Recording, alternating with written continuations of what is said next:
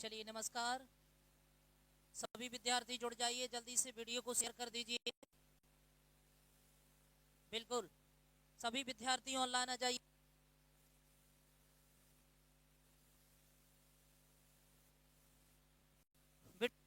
दीजिए वीडियो को शेयर दीजिए। आज हम स्टैटिक जी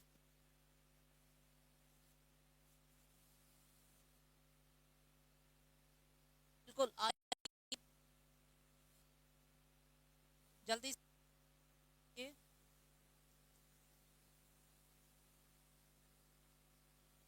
वीडियो को लाइक कर दीजिए दोस्तों, वीडियो को शेयर कर दीजिए। जल्दी से आ जाइए।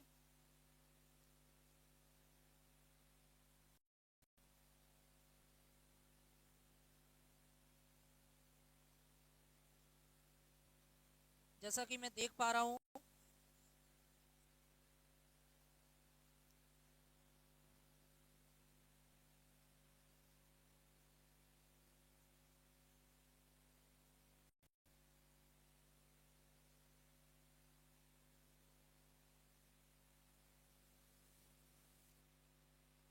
चलिए सभी विद्यार्थी जुड़ गए, हम क्लास स्टार्ट करने वाले हैं।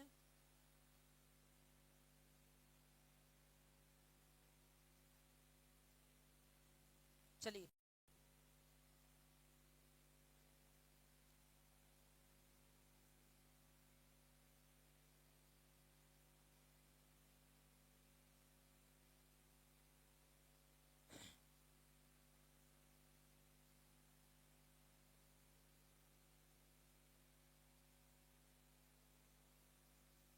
चलिए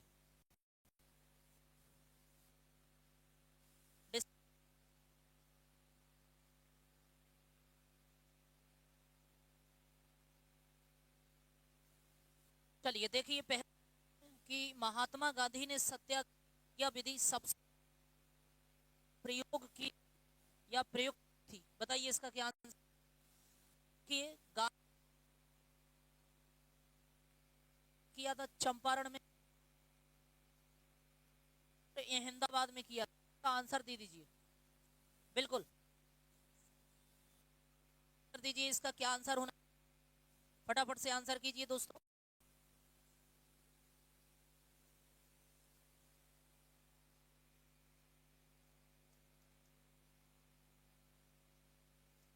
बताइए सत्याग्रह क्रिया से पहले कहां पर यूज की थी, तो इसका दांडी, चंपारण, फिर अहमदाबाद। इसका सही आंसर क्या है, तो सही आंसर है दोस्तों वो चंपारण।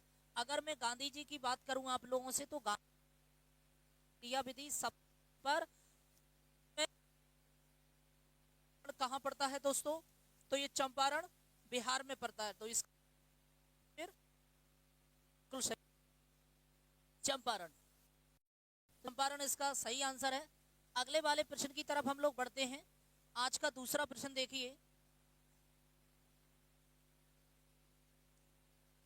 आज का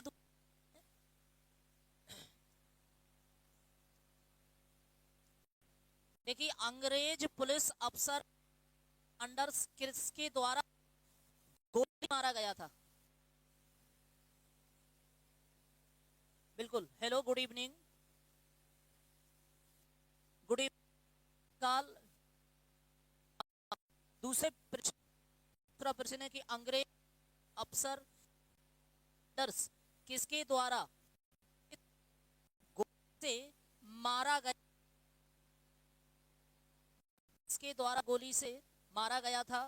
बटू केशव दत्त,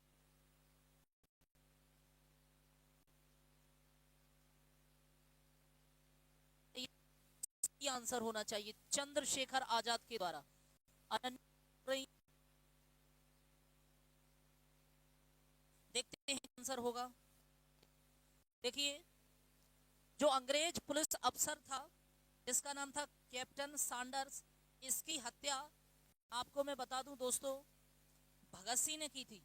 किसने की थी, भगत सिंह ने इसमें गोली मार दी थी। इंग्लैंड में, ब्रिटेन यानी कि लंदन में की गोली मार के हत्या कर दी थी। किसकी, अंग्रेज पुलिस अफसर था कैप्टन सैंडर्स। तो किसने मार दी थी, आंसर हो जाएगा। हाँ बिल्कुल, डी आंसर। ओके, जय श्री राम, बिल्कुल।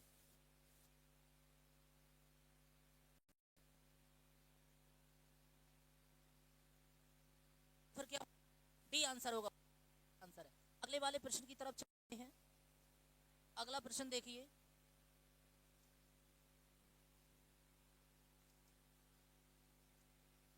जय हिंद का नारा था, बोस ने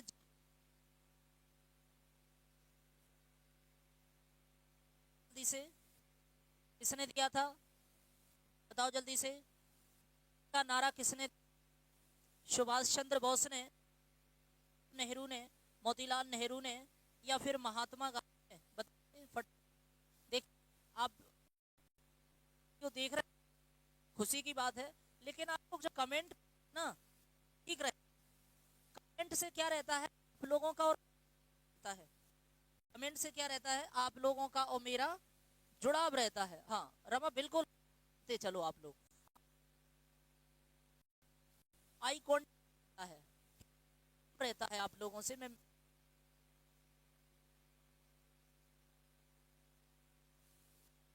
देखिए आरती,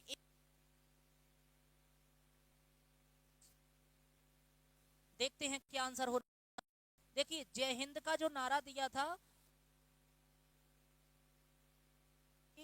ये आंसर कर रहे हैं, वो बिल्कुल सही आंसर कर रहे हैं। जय हिंद का नारा किसने दिया, नेताजी सुभाष चंद्र बोस ने दिया था, तो ये आंसर बिल्कुल सही है। अगला वाला प्रश्न देखिए,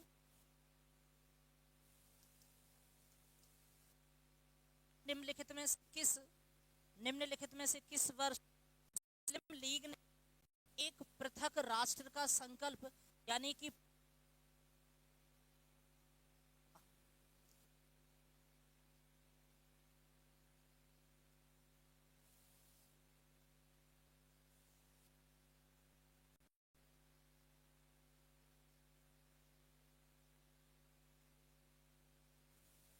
हेलो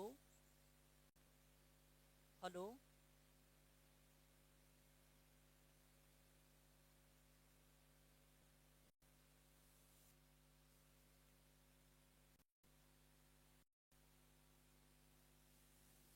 वही देख रहा हूँ यार क्यों कट रही है, वही देख चेक कर रहा हूँ।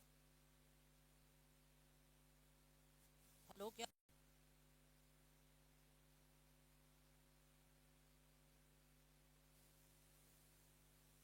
चलिए मैं एक बार इसको निकल के दोबारा,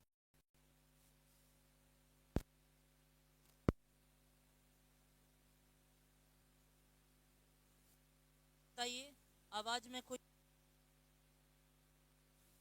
आवाज में कोई प्रॉब्लम तो, ये कट रही है आवाज।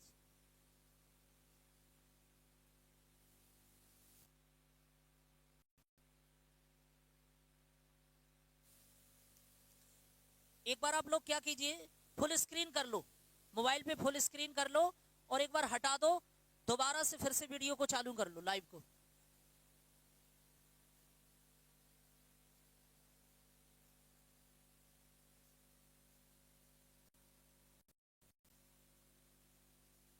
अभी भी मिस्टेक कर रही है।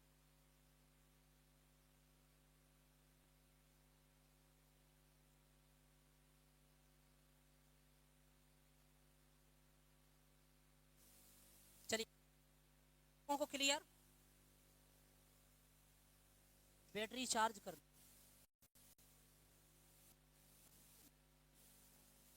इसकी बैटरी है चार्ज है नहीं,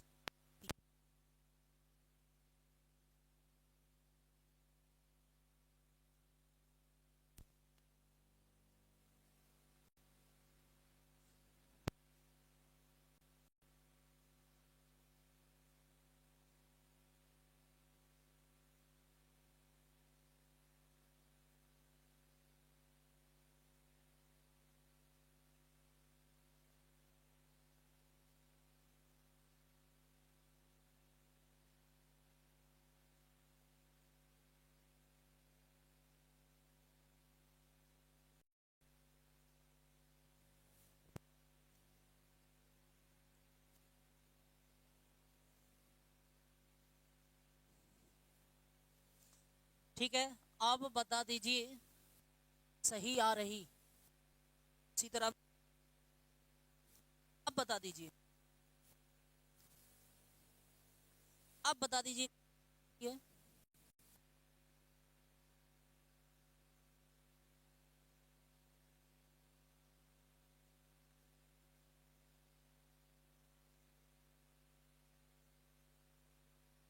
देखिए सही आ रही है तो एस लिख दीजिए, और ठीक नहीं आ रही है तो नो लिख दीजिए।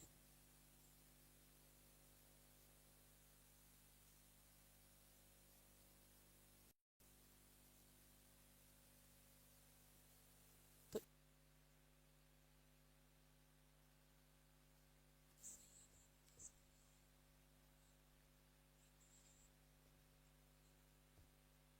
यही चक्कर हो सकता है, और कर लो pause। ठीक है, आप बोलिए, अब ठीक आ रही है? बताइए, ठीक आवाज आ रही है?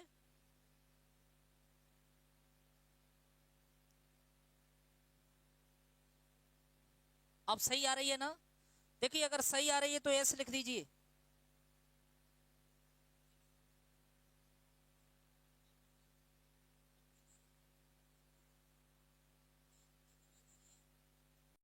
कोई दिक्कत?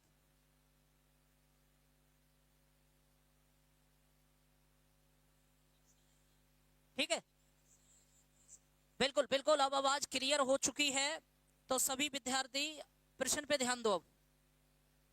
बिल्कुल, थोड़ा टेक्निकल इशू चलता है कई बार, क्या है ना, नेटवर्क प्रॉब्लम भी रहती है, आप समझा करो। देखिए क्या कहा है आपसे, आपसे कहा है कि निम्नलिखित में से किस वर्ष मुस्लिम लीग ने एक पृथक राष्ट्र का संकल्प पाकिस्तान प्रस्ताव स्वीकार किया था? तो चार ऑप्शन है, 1907 में, या 1922 में, या फिर 1931 में, या फिर 1940 में। तो क्या सही आ रही है? हाँ, देखिए टेक्निकल इशू चलता रहता है, बिल्कुल, तो हो जाता है, कोई दिक्कत नहीं है, बड़ी बात नहीं है, धीरे धीरे जब वीडियो चलती रहती है तो ऑटोमेटिक सुधर जाती है वो इस चीज। अब चलिए, तो इसका आंसर कीजिए। देखिए जितने भी विद्यार्थी जो डी आंसर कर रहे हैं वो बिल्कुल सही कर रहे हैं। देखो मित्रों, पाकिस्तान जो प्रस्ताव पहली बार स्वीकार किया गया था, ये किया गया था 1940 में। 1940 में, बिल्कुल सही आंसर है, तो डी बिल्कुल सही आंसर है। जितने विद्यार्थी डी आंसर कर रहे हैं वो एकदम सही आंसर कर रहे हैं। अगले वाले प्रश्न की तरफ हम लोग बढ़ते हैं। अगला वाला प्रश्न देखिए, वर्ष 1947 के बाद निम्नलिखित में से किस राज्य को भारत संघ सैन्य कार्रवाई के द्वारा बलपूर्वक मिलाया गया?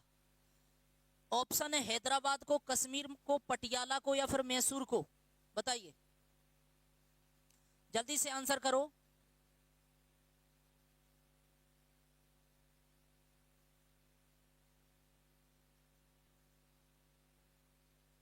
बताओ, 1947 के बाद निम्नलिखित में से किस राज्य को भारत संघ में सैनिक, मतलब सेना के द्वारा कार्रवाई करके मिलाया गया?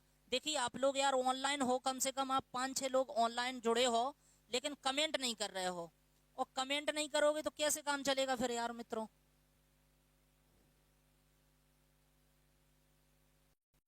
हाँ, डी आंसर कर रहे हैं, मैसूर, मैसूर को। और आंसर कीजिए। देखिए आप बिलात जुड़े हो, बहुत से लोग जुड़े हो, लेकिन आप लोग आंसर नहीं करते हो। हम हमारे स्टूडेंट ही जुड़े हैं, हमारे स्टूडेंट ही आंसर नहीं करते। अच्छा, वो ये बोलते हैं सर वो आंसर आता नहीं है हमको तो हम करते नहीं है। अरे यार ये कौन सी बात है? ये तो वही वाली बात करते हो ना आप लोग। अरे नहीं आता तो क्या हो गया, गलत सलत कर दो, लेकिन कर तो दो। हैं? हिंदी थोड़ी हो रही तुम्हारी यहाँ कि हिंदी हो जाएगी।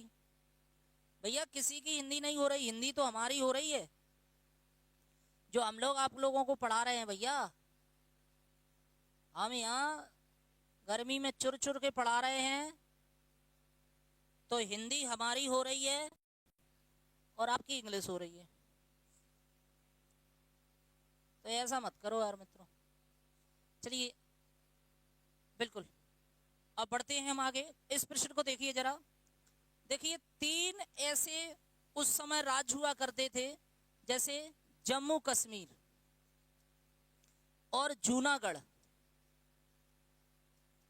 और आपका हैदराबाद, ये तीन ऐसे उस समय राज्य थे जो स्वतंत्र थे, ये भारत में नहीं मिले थे, सब भारत में मिल गए थे, ये नहीं मिले थे। तो जम्मू कश्मीर में तो जब जम्मू कश्मीर भारत में शामिल हुआ तो इस पे विलय पत्र पर साइन कर दिए थे। वहां के एक राजा हुआ करते थे हरि सिंह, उन्होंने साइन कर दिए थे और जम्मू कश्मीर भारत में विलय गया था। जूनागढ़ गुजरात में पड़ता है, इसमें जनमत संग्रह हुआ था। जनमत संग्रह, लोगों ने वोट डाले थे तो जनमत संग्रह के आधार पर जुड़ गया था ये। और हैदराबाद में सरदार वल्लभ भाई पटेल ने सेना भेज दी, तो सेना की कार्यवाही के द्वारा हैदराबाद भारत में विलय हुआ था। हैदराबाद में निजाम लोग रहते थे, निजाम हैदराबाद में। तो फिर इसका आंसर क्या हो जाएगा? ए आंसर बिल्कुल सही आंसर हो जाएगा। Clear guys? तो ए बिल्कुल सही आंसर है। अगले वाले प्रश्न की तरफ बढ़ते हैं। आज का अगला प्रश्न है, किसने कहा था तुम मुझे खून दो मैं तुम्हें आजादी दूंगा? सुभाष चंद्र बोस ने, अरविंद घोष ने,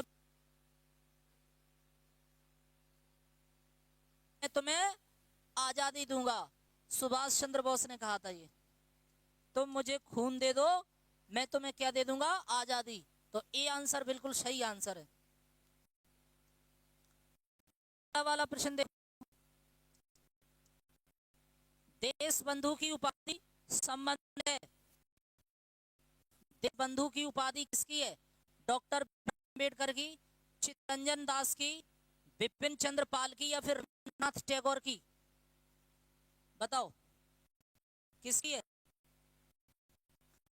देश की उपाधि? किसकी है? बी अम्बेडकर की है। रमा बोल रही है ये आंसर।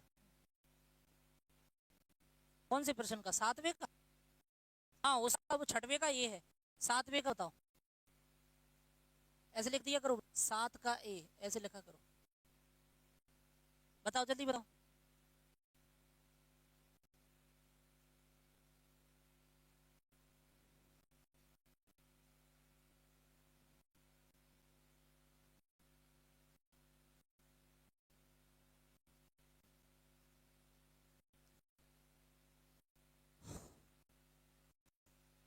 Good evening. बिल्कुल, जय माता दी, जय श्री महाकाल, जय श्री राम। बताइए बिंदु। तो दोस्तों बी आंसर जितने विद्यार्थी कर रहे हैं बिल्कुल ही आंसर कर रहे हैं। चित्तरंजन दास को क्या बोलते हैं? देश बंधु के नाम से जानते हैं। अगला प्रश्न देखिए, अगला प्रश्न देखो। कांग्रेस का 1929 का अधिवेशन, जिसमें पूर्ण स्वराज का लक्ष्य घोषित किया गया, कहां पर हुआ था? पूर्ण स्वराज का लक्ष्य घोषित क्या कहां पर हुआ था? बी राइट है, बी राइट है नहीं। बताइए इसमें बंबई है, कलकत्ता, लाहौर है, मद्रास? का कहने का मतलब है कि कोलकाता इसका सही आंसर है। देखते हैं क्या है अच्छी,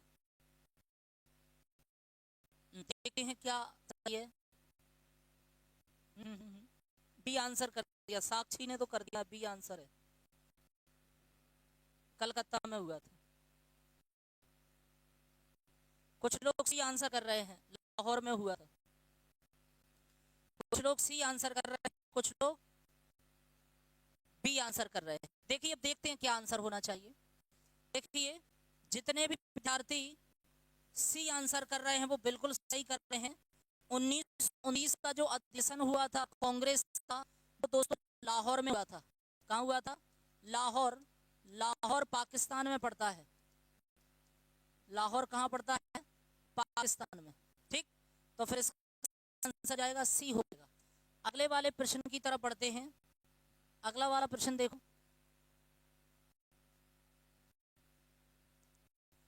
कांग्रेस ने भारत छोड़ो आंदोलन का प्रस्ताव वर्ष पारित किया था?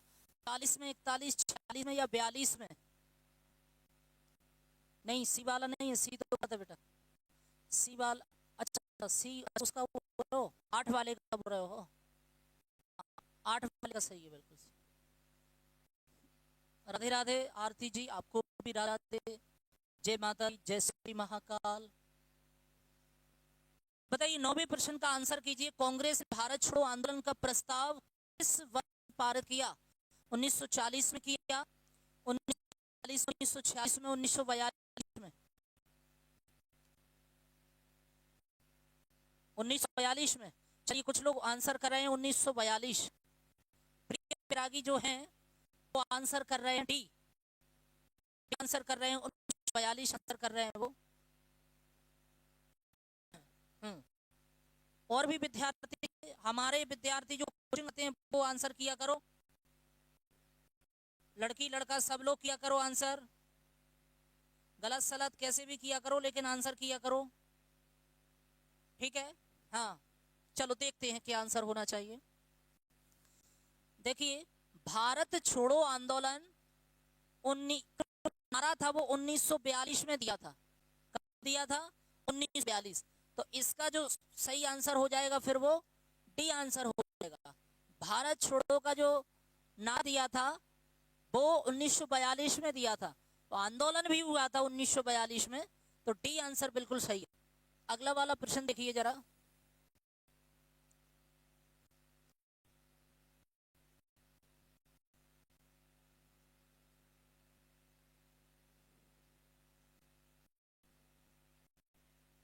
सुभाष चंद्र बोस ने सिंगापुर में दिल्ली चलो का नारा दिया था। सुभाष चंद्र बोस ने सिंगापुर में दिल्ली चलो का नारा दिया था, इसका आंसर बता। हाँ, 1942 बिल्कुल सही है, 1942 बिल्कुल सही है आप लोगों का। अब इसका आंसर दीजिए फटाफट से।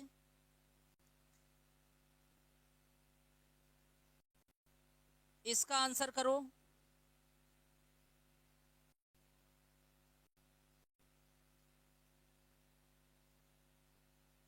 इसका आंसर कीजिए।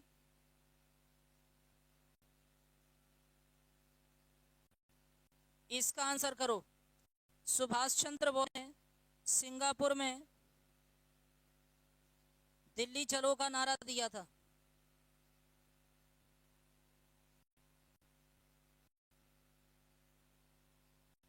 बताइए कब दिया था? 42 में, 43 में, कब दिया था बताओ? देखो,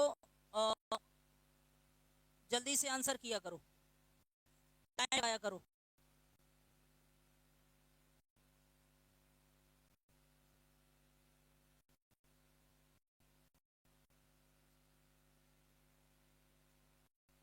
चलिए देखिए इधर, बिल्कुल, तो ये 1943 में दिया था। ये कब दिया था? ये 1943 में।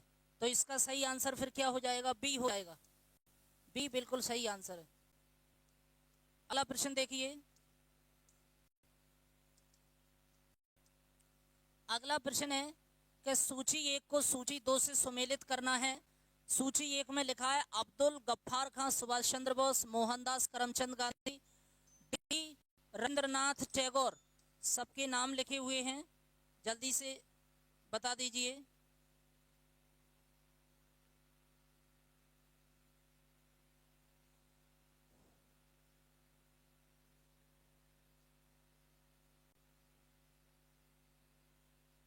जल्दी से नाम बता दीजिए, कौन सा किससे मिलेगा?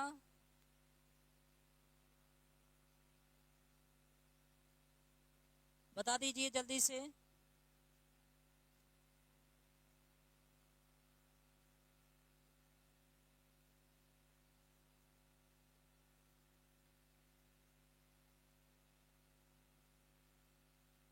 चलो, हाँ 43 बिल्कुल सही है।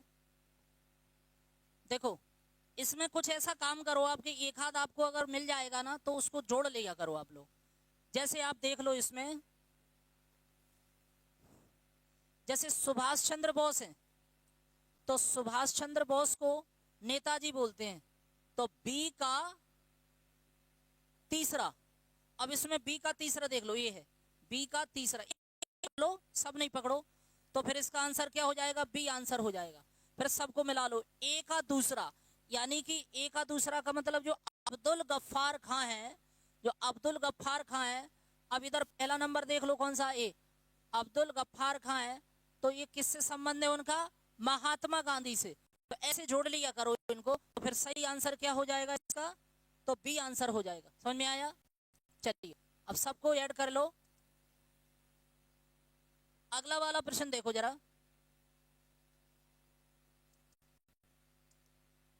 असहयोग आंदोलन 1920 से 22 के बीच में क्यों इसको सस्पेंड कर दिया गया था, निलंबित कर दिया गया था इसको, जल्दी से बता दीजिए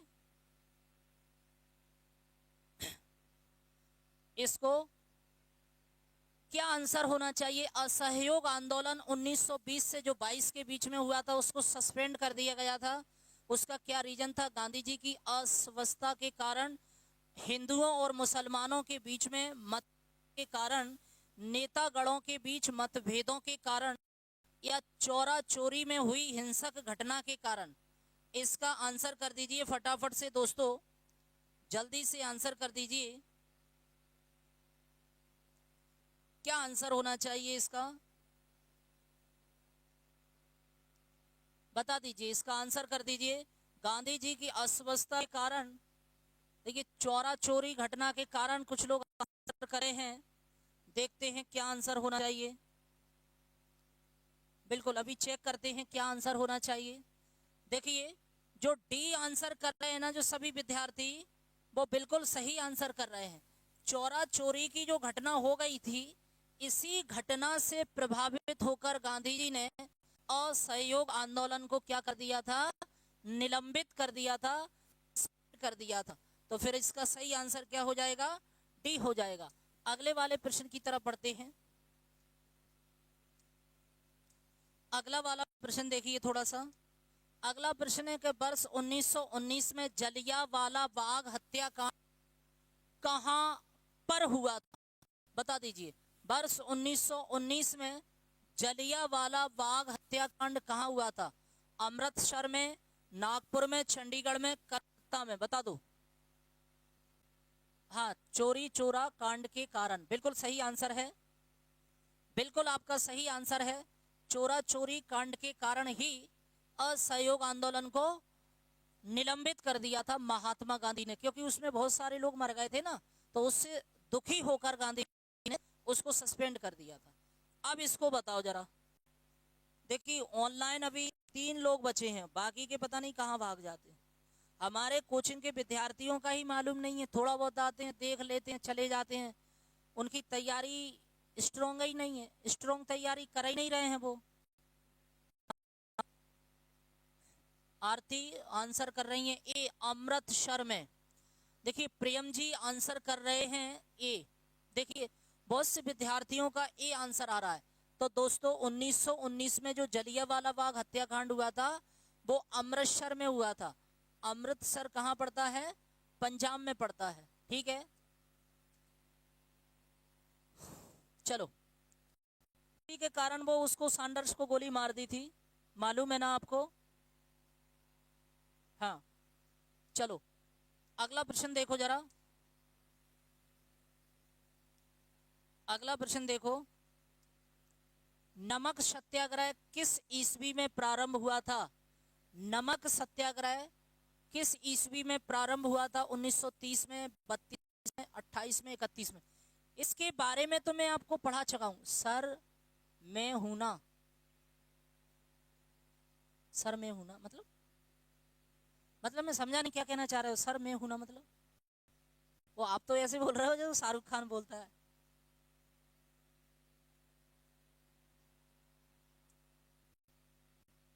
चलो बता दो नमक सत्याग्रह किस ईस्वी में प्रारंभ हुआ था। कल मैंने नमक सत्याग्रह के बारे में बहुत अच्छे से समझाया था, गांधी जी ने क्या किया था क्या नहीं, कहां से चले थे वो बताया था ना। बताओ इसका क्या आंसर होना चाहिए, 1930 में, 32 में, 28 में, 31 में, बताओ कब। बताओ जल्दी से। चलो देखो, नमक सत्याग्रह 1930 में हुआ था। नमक कानून तोड़ा था, किसने तोड़ा था? महात्मा गांधी ने तोड़ा था। तो सही आंसर फिर क्या हो जाएगा? 1930 आंसर हो जाएगा इसका। क्लियर है? अगला वाला प्रश्न देखो। अब अगला प्रश्न देखो,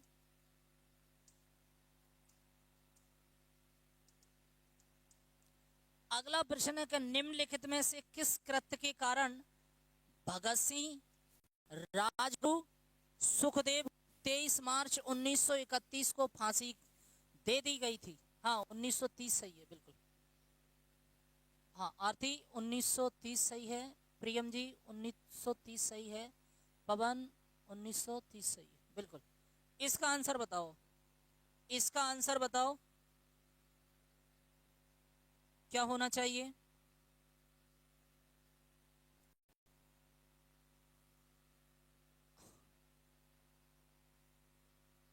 अच्छा प्रियम जी आंसर कर रहे हैं साबरमती आश्रम। अच्छा वो पहले पुराने उसका 14 नंबर वाले का कर रहे हैं। हाँ ठीक है, साबरमती आश्रम से उन्होंने, गांधी जी ने अपनी यात्रा प्रारंभ की थी। ठीक है, इसका आंसर कीजिए। लीजिए मैं हट जाता हूँ, इसका आंसर करो। निम्नलिखित में से किस कृत्य सुखदेव को 1931 में फांसी की सजा दे दी गई थी? काकोरी षड्यंत्र के कारण वर्ष 1929 में केंद्रीय विधानसभा में इन्होंने बम फेंक दिया था, लाहौर षड्यंत्र के कारण। क्या इसका आंसर होना चाहिए? जल्दी से आंसर कर दीजिए, जल्दी से आंसर कर दीजिए।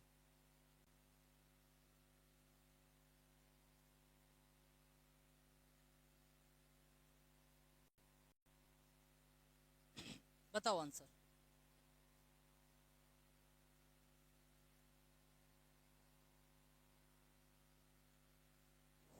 चलिए देखिए, अच्छा सी आंसर कर रहे हैं, आप बोल रही नहीं आ रहा। अच्छा ये नहीं आ रहा है आपको, कोई बात नहीं है, छोड़ो इसको। मैं बताता हूँ, 1928 में लाहौर में सैंडर्स की जब हत्या हो गई थी, उसी कारण से किस किस को, भगत सिंह को, राजगुरु को और सुखदेव को, तीनों को फांसी दे दी गई थी। इन्होंने 1928 में जब सैंडर्स की हत्या हो गई थी ना, उसी हत्या के कारण अंग्रेजों ने तीनों को फांसी दे दी गई थी। तो इसका सही आंसर ए हो जाएगा। समझ में आया? अब अगले वाले प्रश्न की तरफ हम लोग बढ़ते हैं। अगला वाला प्रश्न देखिए, अगला वाला प्रश्न है, निम्नलिखित में से किस अधिनियम के तहत बिना मुकदमा और दोषियों के ही विधि न्यायालय ने किसी भी व्यक्ति को कैद करने का प्राधिकार सरकार को दे दिया गया था?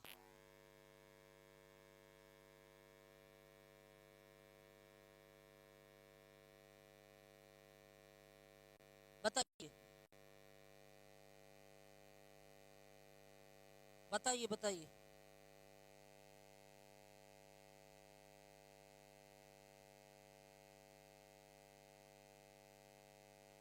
चलिए बताइए, कौन सा वो कानून था जिसके द्वारा, तो कुल मिलाकर इस कानून को काला ही कानून कहते हैं, काला कानून। जैसे बिना अपील, बिना दलील और बिना वकील के, तो इसलिए इसको क्या बोलते हैं? काला वाला कानून बोलते हैं। तो 1919 का जो रॉलेट एक्ट अधिनियम है,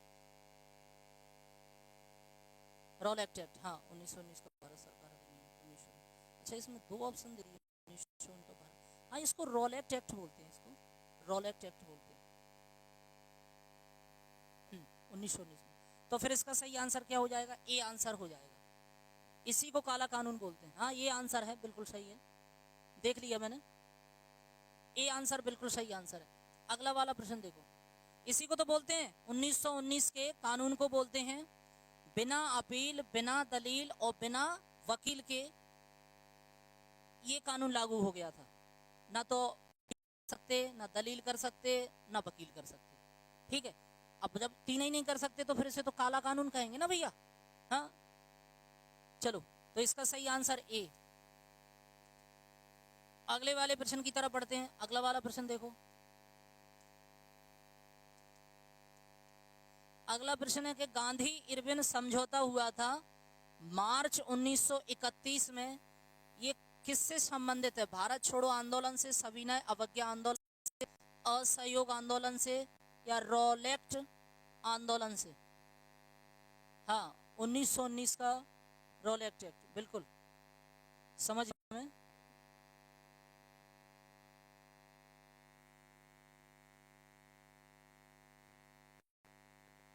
इसका आंसर करो। अब इस वाले प्रश्न का आंसर करो। काला कानून बोलते हैं 1919 के अधिनियम, काला कानून बोलते हैं, ठीक है। गांधी इरविन जो समझौता हुआ था 5 मार्च 1931 को, उसका क्या रीजन था? भारत छोड़ो आंदोलन था, सविनय अवज्ञा आंदोलन था, असहयोग आंदोलन, रोलेक्ट एक्ट। देखो दोस्तों, यहां पर क्या हुआ था कि सविनय अवज्ञा आंदोलन के कारण ही गांधी इरविन समझौता हुआ था, ध्यान से समझ लेना। तो फिर इसका सही आंसर क्या हो जाएगा? B answer. सी नहीं है भैया, सी नहीं है, बी सविनय आंदोलन। सी नहीं है, बी आंसर बिल्कुल सही है। अगला वाला प्रश्न देखो। स्वतंत्र भारत के पहले महाराज्यपाल या फिर गवर्नर जनरल कौन थे? स्वतंत्र भारत के, आज मैं क्लास में पढ़ा रहा था ना, मैंने बताया भी था।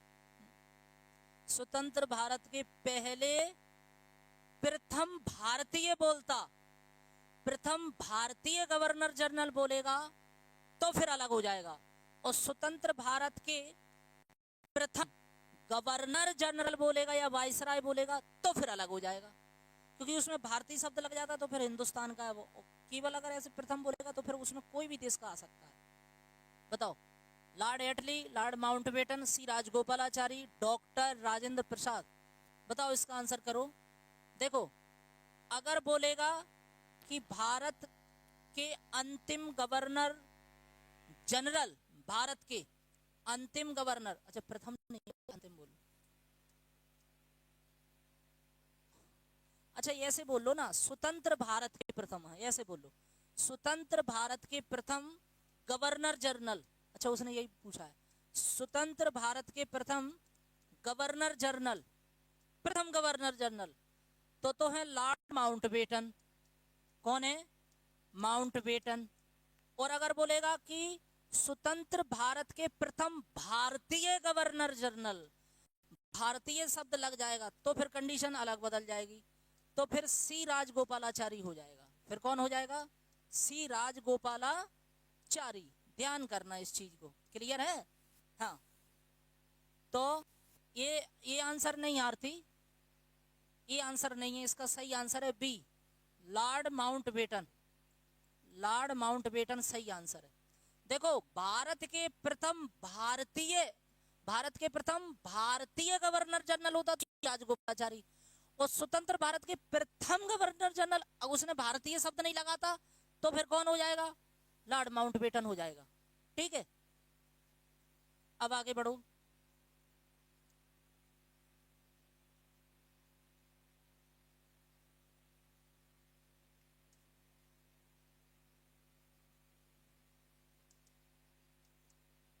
किस अधिनियम में पहली बार भारत के लिए संघीय संरचना पेश की गई, प्रस्तुत की गई? जो संघ का जो ढांचा बनाया गया, संघ के लिए जो ढांचा बनाया गया, वो कौन से वाले अधिनियम में बनाया गया? इसका आंसर कीजिए। आरती ये नहीं है इसका आंसर, इसका आंसर बताओ। संघीय ढांचा कौन से वाले अधिनियम में बनाया गया? बताओ।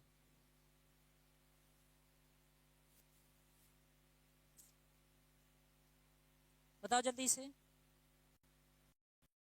नहीं है पता? तो इसका सी आंसर हो जाएगा। 1935 के अधिनियम को ही बोला जाता है संघीय ढांचा। यहां पर एक प्रकार से संघ के लिए ढांचा बनाया गया, और बहुत सी आरबीआई की स्थापना हो गई थी, बहुत सी चीजों का, म्यांमार को अलग कर दिया गया था, समझ रहे हो ना, बहुत सी चीजें। यहीं पर एक प्रकार से जो संविधान की नींव यहीं से डल चुकी थी। तो संविधान पर सबसे ज्यादा असर जो पड़ता है वो 1935 के भारत शासन अधिनियम का पड़ता है, समझ रहे हो ना।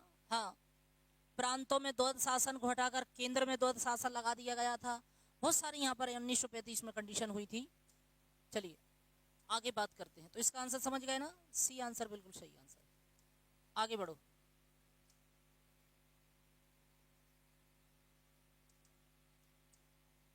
काकोरी ट्रेन नहीं है, ये डकैती है। काकोरी ट्रेन डकैती कांड के नायक कौन थे, बताओ भैया। काकोरी कांड में जो डकैती करवाई थी उसके मेन हीरो पूछ लिया है। राम प्रसाद बिस्मिल, भगत सिंह, बटुकेश्वर दत्त, बरकतुल्ला, कौन थे मेन हीरो जिसने कहा था चलो रे अपन ट्रेन लूटते हैं? कौन थे वो मेन हीरो जिसने कहा था अपन ट्रेन लूटते हैं चलो? जिसने कहा था अपन ट्रेन लूटते हैं चलो, बताओ किसने कहा था? मेन हीरो कौन है? तो मेन हीरो जो थे वो दोस्तों राम प्रसाद बिस्मिल थे।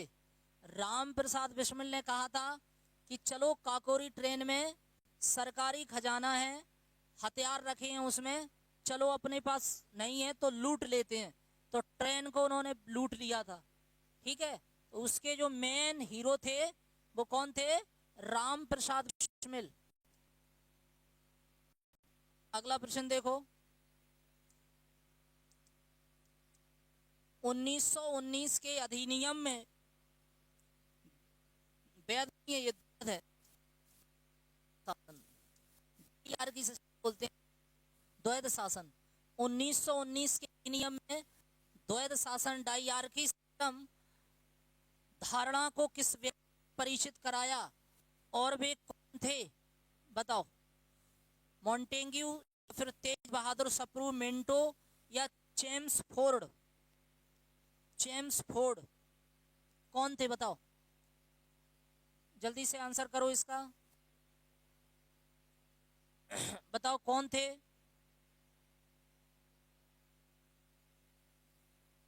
मतलब 1919 के अधिनियम में द्वैध शासन डायरकी सिस्टम को जिस व्यक्ति ने परिचित करवाया था वे कौन व्यक्ति हुआ करते थे? मॉन्टेग्यू थे, तेज बहादुर सप्रू, मिंटो या फिर जेम्स फोर्ड? सुधार। अब देख, जो 1919 के अधिनियम में जो डायरकी सिस्टम को जो चालू करवाया था वो व्यक्ति थे मॉन्टेग्यू। क्या नाम था उनका? मॉन्टेग्यू। तो इसका सही आंसर ए हो जाएगा, मॉन्टेग्यू, जेम्स फोर्ड। सुधार, ठीक है।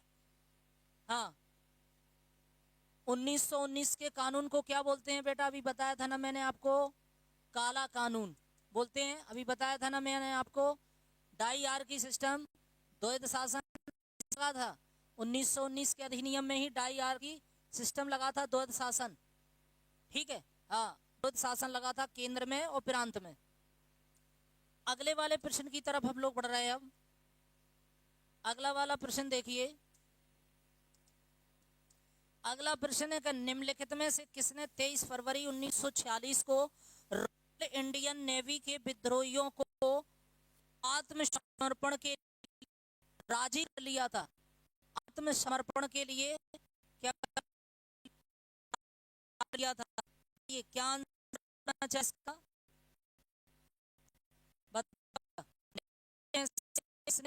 1946 को रॉयल इंडियन नेवी समर्पण के लिए क्या कर लिया था? राजी था।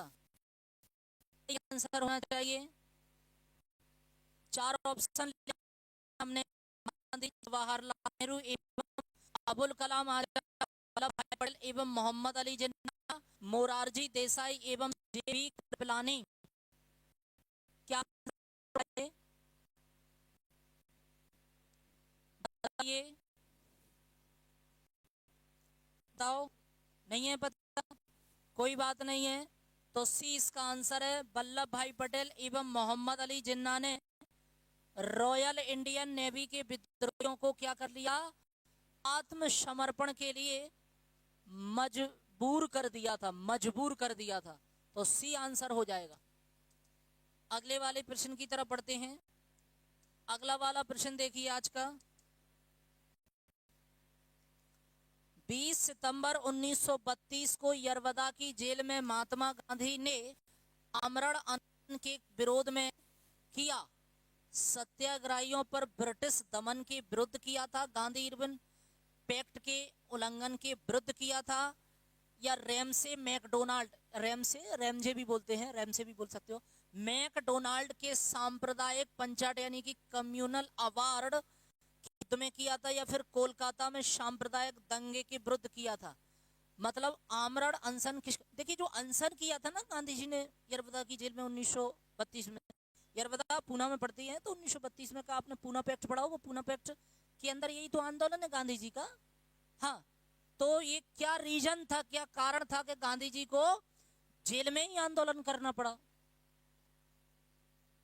बताओ क्या आंसर होना चाहिए। चलो इधर देखो, तो उसका जो रीजन था वो था रेमसे मैकडोनाल्ड के सांप्रदायिक, ये कम्युनल अवार्ड लेके आया था, ये समझो ना, ये कम्युनल अवार्ड लेकर आया था, ठीक है। इस कारण से गांधी जी ने यरवदा की जेल में क्या कर लिया था, अनशन कर लिया था। तो सी आंसर बिल्कुल सही। चलिए अगले वाले प्रश्न की तरफ बढ़ते हैं।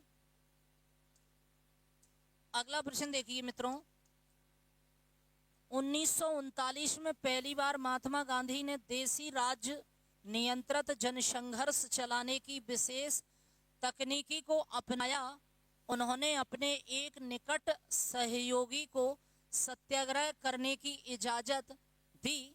वह निकट सहयोगी था, बताइए। मैसूर के टी भाष्यम, रायपुर में जमनालाल बजाज, राजकोट में वल्लभ भाई पटेल, या धेनकलाल में नेवा चौधरी। 1939 में पहली बार महात्मा गांधी ने देसी राज्य में नियंत्रित जनसंघर्ष चलाने की विशेष तकनीक को अपनाया। उन्होंने अपने एक निकट सहयोगी को सत्याग्रह करने की इजाजत दी। वह निकट सहयोगी था, बताइए कौन था, बताओ भैया कौन था।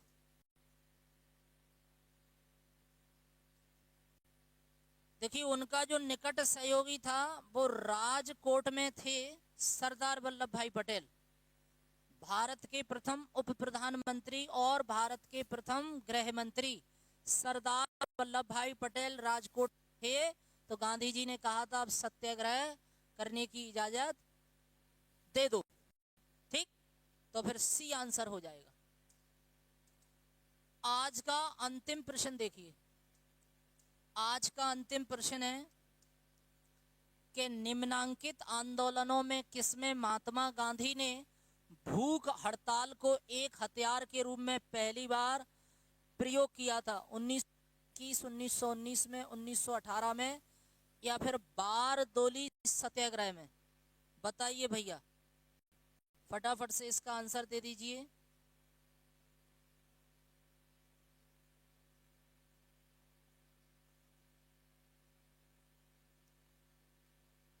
आज का अंतिम प्रश्न का आंसर दो।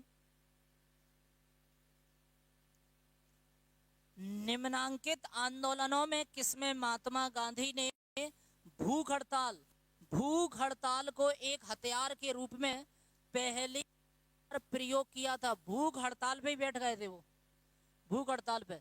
20-22 का असहयोग आंदोलन, 19 को रोलेक्ट एक्ट, या फिर 18 का अहमदाबाद मील मजदूर हड़ताल, या बारदोली सत्याग्रह। बारदोली की महिलाओं ने ही सरदार वल्लभ भाई पटेल को क्या दिया था? सरदार की उपाधि दी थी।